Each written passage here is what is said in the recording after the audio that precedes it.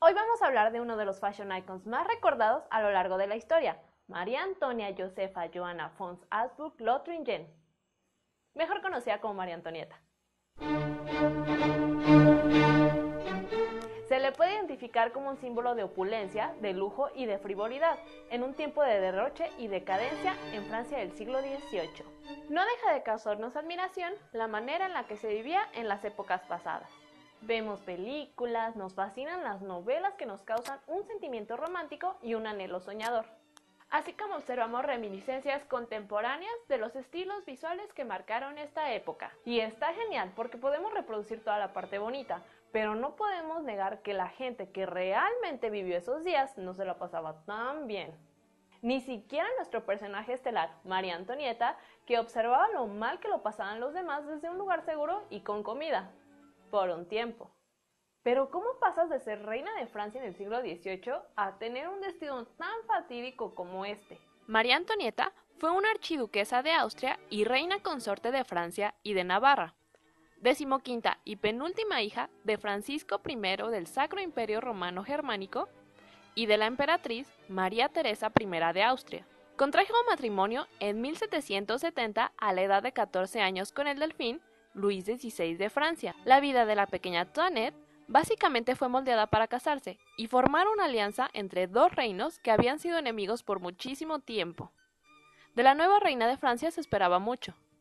Desde su coronación se realizó una campaña de desprestigio contra ella. A raíz de relacionarse con ciertos miembros de la corte, causaba descontento en otros. Le ponían apodos, circulaban panfletos, chismes y noticias en torno a su persona. Rondaban rumores como que la reina era una mujer promiscua y que realizaba cambios de índole política a partir de consejos que convenían a ciertas amistades. Aunque su vida como reina de Francia en la era del Rococó sí era en parte como imaginamos que alguien de la realeza vive. Fabulosa. Numerosas fiestas en el palacio, partidas de cartas en las que se realizan grandes apuestas y paseos en la aldea de la reina, una mini aldea que fue construida dentro de Versalles con el propósito de que la reina, su familia y en ocasiones sus invitados disfrutaran paseos al aire libre y la vida rural, aunque obviamente era un espacio de lujo e irreal. Y por supuesto disfrutaba de un guardarropa de envidia. La indumentaria de este periodo refleja la manera deslumbrante en la que vivían las personas que la portaban. Y puedo adivinar que esta es la razón principal por la que llegaron a este video, así que pongan mucha atención ya que tocaremos varios detalles. El lugar al que todos miraban para dictar tendencia, Francia. Los nobles franceses vivían en un ambiente de relajación y suntuosidad desmedida, dedicados a los placeres personales. Todo esto previo al inminente estallido de la Revolución Francesa. Los productos importados de Oriente fueron una gran influencia en esta época. Las formas curvilíneas, la seda, los bordados y las inusuales combinaciones de colores. La moda se dictaba por las it girls de la época. Madame du Barry, Madame de Pompadour, la duquesa de Châteauroux, así como las couturiers y sombrereras favoritas de la corte. Y por supuesto, María Antonieta. Cuando llegó a tomar el título, no sabía mucho de las costumbres francesas, por lo que sus ideas resultaron refrescantes y novedosas y redefinió el estilo francés de la corte. Tocando este tema, no nos podemos ir sin mencionar a Rose Bertin, quien fue sombrerera, modista y amiga íntima de la reina María Antonieta. A pesar de comenzar como una plebeya, más tarde fue nombrada con el título Ministra de la Moda de la reina. Pero comencemos por el principio. El atuendo consistía de estos elementos principales: camisón, corset, pericote, vestido, un peto el cual cosían a mano todos los días para ajustarlo, mangas ajustables y una gargantilla, la cual en compañía de un escote daba un toque sensual a todo el atuendo.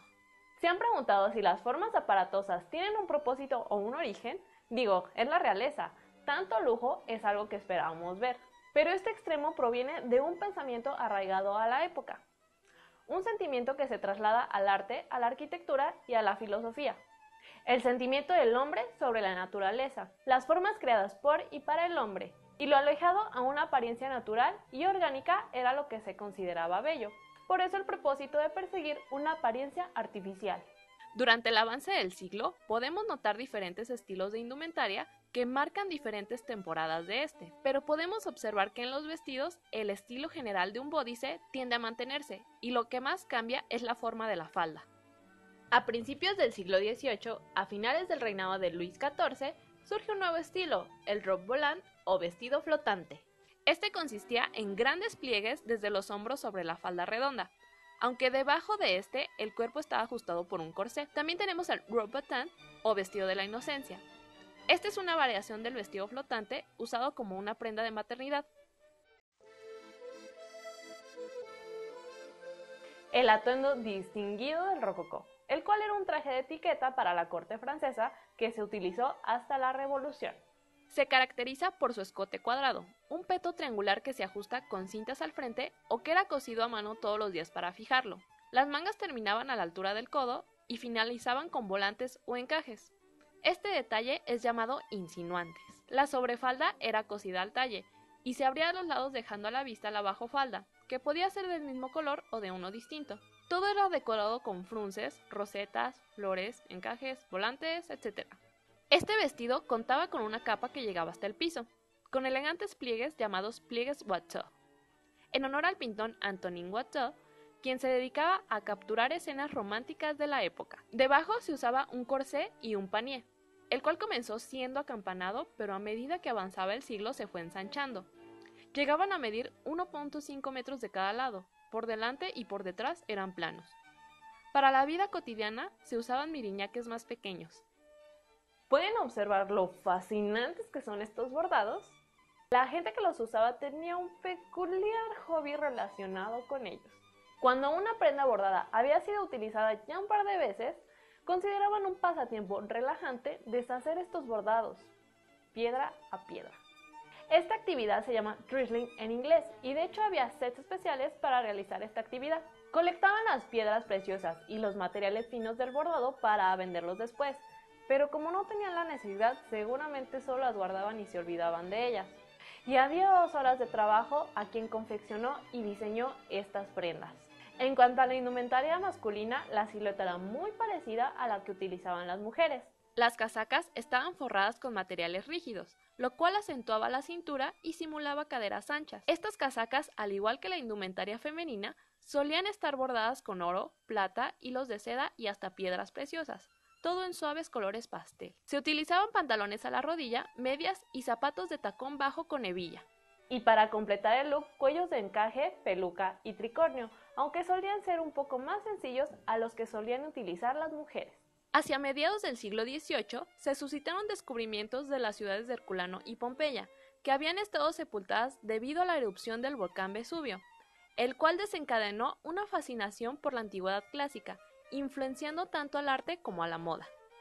María Antonieta, reina de Francia, se convirtió también en la reina de la moda, y un método imprescindible para dar a conocer las últimas tendencias era la circulación de revistas de moda. ¿Quién diría que encontráramos aquí este parecido con nuestros días? Una parte tenía estos extravagantes atuendos para corte y de etiqueta, pero otra corriente se adueñaba de los atuendos cotidianos, la fascinación por lo clásico y traer de vuelta lo natural. La costumbre inglesa de pasear por la campiña trajo consigo el vestido a la polonesa y el vestido a la inglesa. El vestido a la polonesa poseía una falda más corta que dejaba al descubierto los tobillos. Imaginen el grado de escándalo que esto significó. Y la falda era remangada de la parte trasera en 3 secciones con ayuda de jaretas. Se le llama vestido a la polonesa ya que el territorio ocupado por Francia en Polonia se dividió en 3 partes. Los vestidos presentaban estampadas a rayas o flores. El patrón de rayas se puso muy de moda en ese entonces. Se acompañaba este atuendo con sombreros de paja para exteriores, siendo el berger el sombrero predilecto para el verano. Los sombreros siempre eran un must. Los zapatos, que solían ser de seda y bordados para el vestido de corte, en este caso se reemplazaban por unas chinelas de piel para pasear por los exteriores. Se utilizaba un look más natural, sin maquillaje, y en vez de espolvorearse el cabello de blanco, se espolvoreaba de gris o se usaba el tono natural del cabello. Los accesorios, bastones y sombrillas. Vestido a la inglesa. Este vestido ahora poseía mangas largas y rectas. Se ajustaba a la cintura con un cinturón y se adornaba con una especie de mascada con mucho volumen a la que se le llamaba buche de paloma. Si no era este vestido, se usaba el red and gold, que viene del inglés riding coat o chaqueta de montar, que es un saco con solapas anchas. Debajo de este vestido se llevaba un vestido blanco de algodón llamado chemise de la reina. Más adelante, este vestido se usaría como prenda principal, marcando el salto a una nueva era. El uso de esta prenda era un poco impactante, ya que inicialmente se usaba como ropa interior. También tenemos el robe à la cour o vestido criollo. Este vestido era utilizado por los nobles que residían en el Caribe posterior a la compra de Luisiana. En cuanto a los caballeros, comenzaba a utilizarse este tipo de traje llamado traje a la Werther. Comenzaban a apostar por la practicidad y la simplicidad, y tomaba camino a asemejarse a los trajes masculinos que se utilizan hoy en día. Los colores pastel, la seda y los brocados se dejaron atrás. Patrones a rayas, colores vivos y trajes de lana y algodón se veían con más frecuencia. Se seguía haciendo uso de la peluca, pero en vez del tricornio se usaba el sombrero a la Andrews-Men o el bicornio. Ok, el maquillaje y el peinado son algo de lo más característico de este periodo. Como todo, el maquillaje y el peinado que acompañaba al vestido de corte era elaborado y extravagante. Lo más importante es polvorearse. El peinado consistía en partir el cabello en dos y colocar un puff en medio para crear volumen. El cabello natural se estilizaba hacia arriba siguiendo la forma del puff, por lo que el peinado consistía en el cabello natural más un postizo y no una peluca completa. El cabello, que generalmente era en tonos castaños, se espolvoreaba para dar esa apariencia blanca ceniza. Es aquí donde se hace gala de todo tipo de tocados, llegando hasta los más extravagantes. Sombreros, plumas de gallo o avestruz, flores, frutas, listones, incluso representaciones de paisajes o de batallas navales como la Belle Poule. Se consideraba que un buen peinado debía medir lo mismo de la barbilla hacia arriba que lo que medía el cuerpo de la barbilla hasta el piso. Debido al volumen de los peinados y de los miriñaques, obviamente se dificultaba el libre movimiento o simplemente el andar de la persona. Incluso impedía pasar libremente a través de las puertas o mantener la cabeza dentro del carruaje. Las puertas tuvieron que ser ampliadas y en ocasiones viajaban inclinadas en los carruajes o con la cabeza asomada por la ventana. En cuanto al maquillaje, se cubría la cara y el pecho con una tinta blanca a base de plomo. Plomo, absorbiéndose directamente por los poros de tu piel. La piel pálida era un signo de nobleza, dando a entender que se diferencia de la clase trabajadora que labora de sol a sol. Se utilizaba también tinta de color azul para resaltar las venas de la cara y el pecho, las mejillas y la parte central de los labios con tinta roja, las cejas altas que a veces eran pintadas, pero también se ponían postizas hechas con piel de animales. Además del lunar característico llamado mouche, hecho de piel o de terciopelo. Este se usaba también para tapar las cicatrices causadas por la sífilis, la cual se propagó debido a todas las travesuras y aventurillas que se llevan a cabo entre los nobles. Y ya que estamos hablando de detalles escabrosos, de seguro podemos pensar que vivir como un noble era de ensueño. Pero hay varios puntos que seguramente te harán agradecer 1000 veces de vivir en una época donde existe el papel higiénico. Ciertamente, la higiene no solía ser como a lo que estamos acostumbrados hoy. Las pelucas eran estilizadas con cera de abeja o manteca, así que el olor inmediato no era muy agradable. Además de que éstas se infestaban de varias alimañas. Las mujeres llevaban consigo un rascador para apagar la comezón. Los grandes y elegantes salones, cuando había fiestas, terminaban peor que la caja de arena de tus gatos. Se ordenaba a los sirvientes regar tierra detrás de las cortinas para que los asistentes la usaran como sanitario. La comida restante de los grandes banquetes se pudría y se llenaba de gusanos, ya que no se empleaban sistemas de conservación o de refrigeración. A veces solo la maquillaban un poquito y la volvían a servir aún estando en ese estado. La viruela azotaba a la población y los nobles no estaban exentos, por lo que debajo de ese maquillaje pesado se escondía una piel bastante dañada, además de los estragos que causaba la sífilis si es que había sido contagiado.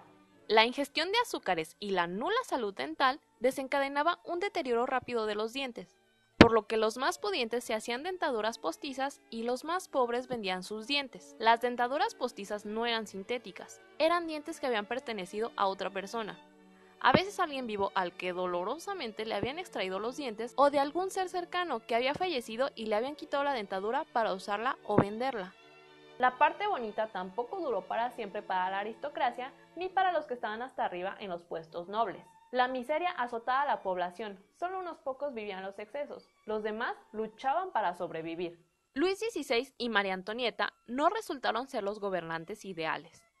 Escándalos en la corte, derroche, un pueblo con hambre, enojado y un cruel invierno fueron la fórmula para derrocar a la monarquía y que la historia de Francia presenciara el inicio de uno de los capítulos cruciales de su historia, el cual fue el que puso fin a la vida de María Antonieta, a su familia y a la tradición monárquica francesa. La Revolución Francesa fue un proceso social y político que se llevó a cabo entre 1789 y 1799. Sus principales consecuencias fueron la caída del antiguo régimen monárquico y la instauración de una nueva república.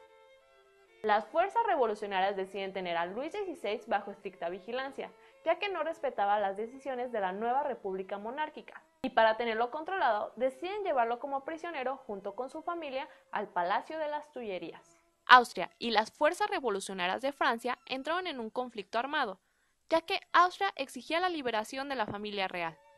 En una de esas, una turba iracunda comenzó a asesinar a miembros del clero y la nobleza en la llamada Masacre de Septiembre. Mientras el pueblo estaba mirando hacia el otro lado mientras sucedían todos estos conflictos, María Antonieta y Luis XVI decidieron aprovechar para escapar a Austria. Quizá hubiera funcionado, pero escaparon en un lujosísimo y enorme carruaje con muchas de sus pertenencias reales encima, muy alejado de escapar sigilosamente y de pasar desapercibidos. Esto acabó con la poquita popularidad que les quedaba y otra parte quiso arrancarles la cabeza en ese momento. Fueron trasladados a la prisión del Temple. La familia pasó sus últimos días en un antiguo y frío castillo. El intento de escape y otros actos fueron considerados traición, y fue la excusa perfecta para tomar la cabeza de Luis XVI. El rey solo fue uno de los muchos ejecutados en la guillotina durante la Revolución. El hijo menor de María Antonieta fue arrebatado y la familia separada. María Antonieta fue sometida a juicio, donde entre las muchas acusaciones incluía abusar de su hijo.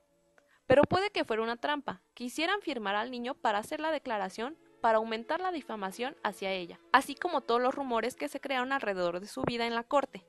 Finalmente, María Antonieta fue declarada a morir en la guillotina el 16 de septiembre de 1793. La única sobreviviente fue su hija, Marie-Thérèse, también conocida como Madame Royal. Y por mucho tiempo se creyó que su hijo menor, Luis Carlos, había sobrevivido y había logrado escapar, y había vivido su vida como un príncipe perdido viviendo aventuras alrededor del mundo, al más puro estilo de Disney.